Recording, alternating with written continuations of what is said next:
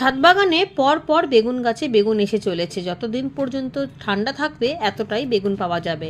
গরমের সময় তো বেগুন হয়, তবে শীতের তুলনায় একটু পরিমাণে কম। সেই জন্যই অনেকগুলো গাছ করলে বেগুনটা কিন্তু সারা বছরই পাওয়া যায়। শুধু বেগুন নয়, যে কোনো সবজি তুলে নিলে কিন্তু আবারও নতুন করে ফুল আসে এবং ফুলটা সেটও হয়ে যায়। সবজি গাছের মধ্যে রেখে দিলে তখন কিন্তু ফুলও আসতে চায় না এবং সবজিগুলো সেট হয় না। সেই কারণে প্রতিটা সবজি বারবার করে তুলে নিতে হয়। ছাদ বাগানে সবকটি বেগুন গাছেই কিন্তু নতুন নতুন করে আবারও বেগুন পড়তে শুরু হয়ে গিয়েছে। কয়েকদিন আগে অনেক বেগুন তুলে নিয়েছি, আর লাউ পাতাও আজকে খানিকটা তুলে নেব। কচি কচি দেখে লাউ পাতা তুলে নেব। যেখান থেকে কাটবো সেখান থেকেই নতুন করে আবারও ব্রাঞ্চ বেরাবে। অনেক বড় বড় পাতা, যেহেতু খাবারটা খুব ভালো দিই, যখনই কোনো লাউ তুলে নিই তখনই আবার নতুন করে খাবার দিই।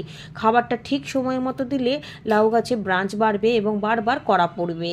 এখনো পর্যন্ত শীতের 8টি লাউ কিন্তু তোলা হয়ে গিয়েছে, আবারও লাউ পড়তে শুরু